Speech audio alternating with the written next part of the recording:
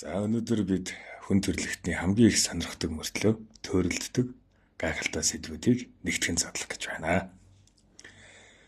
Хэвлийдэх үрийн хүүс хэрхэн тодорхойлогддог вэ? Үр тогтсны дараа хүүсийг нь сольж болдгоо.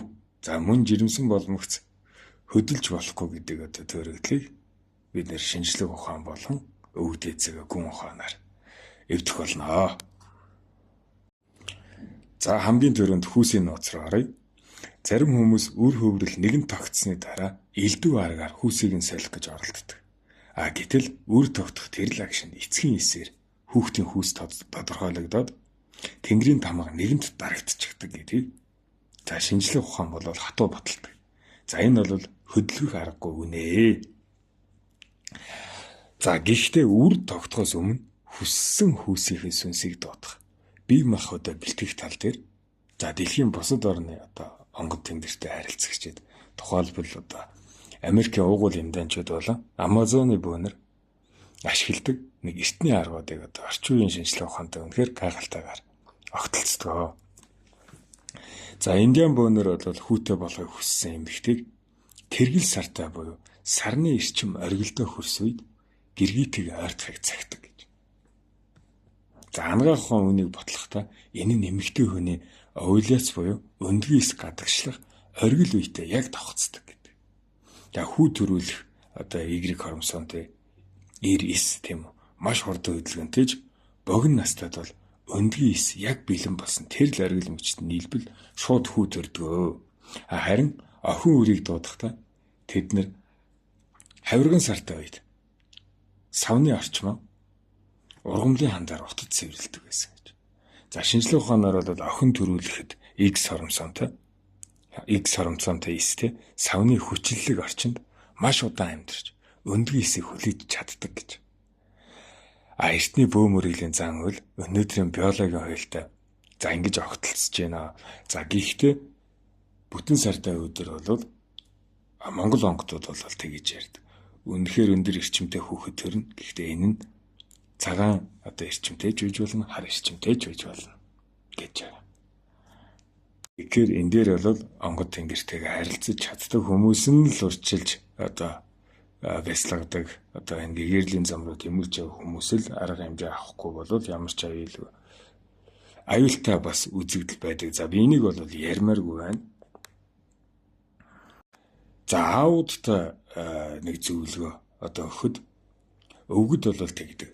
Өөхлөг тийм үү? Сул махтай ирээс охин, харин шөрмслэг чанга биетэй ирээс хүү төрдөг гэж яриад байдаг.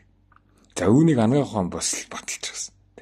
Эрэгтэй хүн тийм үү? Гаднаа өөхлөг байх тусам биед нь эстроген буюу эмэгтэй даваар ихссэн байж байдаг. Хүүтэй болох эсийн чадах алдагдчихна гэж үздэг. За мөн эр хүний доод биеийн дулаан хэвийн хэмжээнээс үргэлж сэрүүн байх ёстой байгалийн хуульд.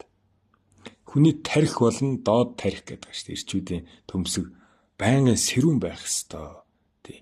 Энэ үргүү болдог жишээ нь галтаа ойрхон ажилдаг, дархан газан билетгэхтэй ойр ажилдаг тогооч нар үргүүтэх магадлал бол маш өндөр байдаг. Тийм учраас энд ингэж юм тугалган юм хормогч зүгээд идэв шүү дээ. Төмсгөө сэрүүн байлгах гээд.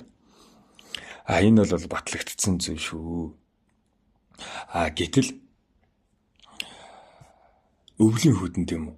Бариу дотор давхарлаж өмсдөг. Машин барихтаа суудлын халаалтаа тултал нь асуудаг ирчүүдийн ирис бол шууд утгаараа чанагдаж устдгийг хатуу анхаарах хэрэгтэй шүү. За шөрмөстэй, хямартай байж гэмээр удам залгаа хүрээ дуудана шүү дээ. За ихтэй тэгээд хүний арчлан гэдэг чинь зөвхөн ууж идэх махан бодис шалтгаалдаггүй. Агуу том нууц За Эрдэнэ тодтой би чинь тэгээд авраа онцлогоо хийгээд хүмүүсийн эрчим удмын мэдээллийг уншиж суухад надад нэг зүйл маш тод анзаарэгддэг. Зарим гэр бүл тийм үү яаж ч хичээгээд хүссэн хүүсийнхээ хүүхдийг гаргаж чаддаг. Яагаад гэвэл тэнд тэнгэрийн даалгавар үйлчилж байдаг. Эсвэл удамд тавигдсан хараал савны чатга эсвэл зөвхөн охин өрөл төрдөг удмын эрчмийн төгжий гэж байдаг. Тийм болохоор үр хүүхэд гэдэг бол Тэнгэрээс оноож өгсөн хамгийн дээд бэлэг гэдгийг санаад хүү байна уу, охин байна уу гололгүй савны хаалга цэвэр ариун байлгах нь том чухал шүү. За тэгвэл тэрхүү Тэнгэрээс ирсэн бэлэг маань хевлид яг юун дотор хөвж байж тийм. Тэ хевлийн дотор ус, амины ус гэдэг, ургийн ус гэдэг. Сав тийм үү?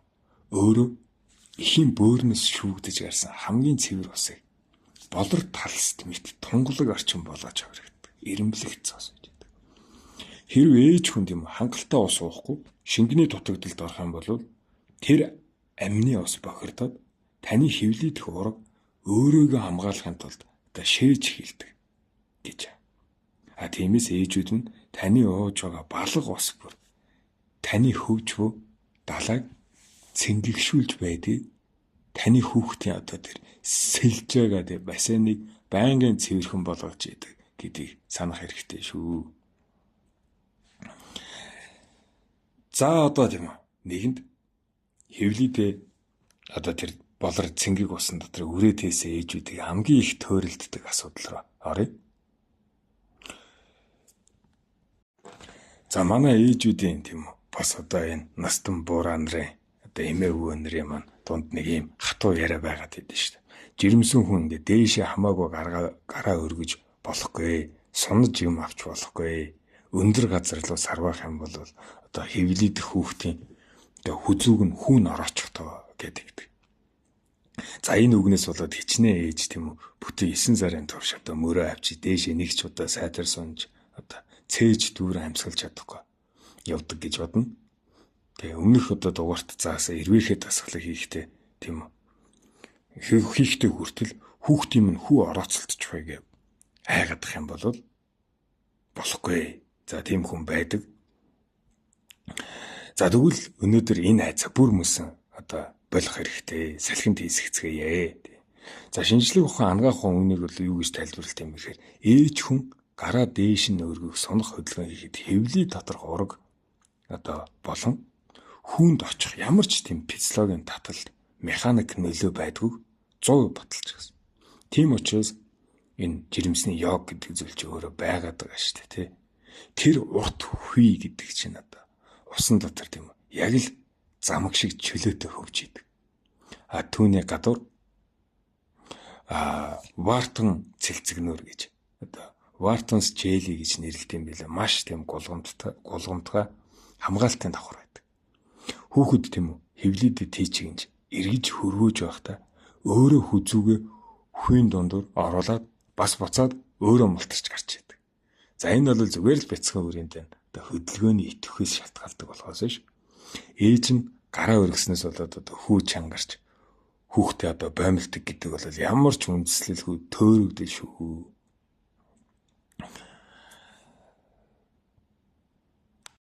За улааж үнэнүүдээр харахад одоо сүнслэг ертөнцийн хуулиар бол энэ хүй гэдэг зүйл чухам юу болох юм бэ гэхээр хүү гэдэг чинь зүгээр нэг тийм нэг цус тижэл дамжуулах хоолой биш.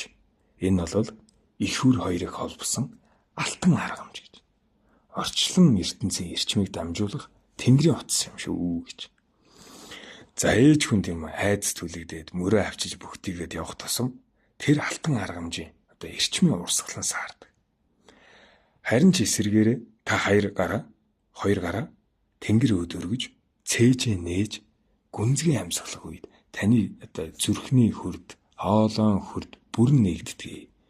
За энэ үед та байгаль дэлхий тэнгэр эцгээс хамгийн цэвэр тонголог эрчмийг татаж авдаг. Тэрхүү алтан аргамжаагаар дамжуулан бяцхан үрдээ амины амьсгал болж.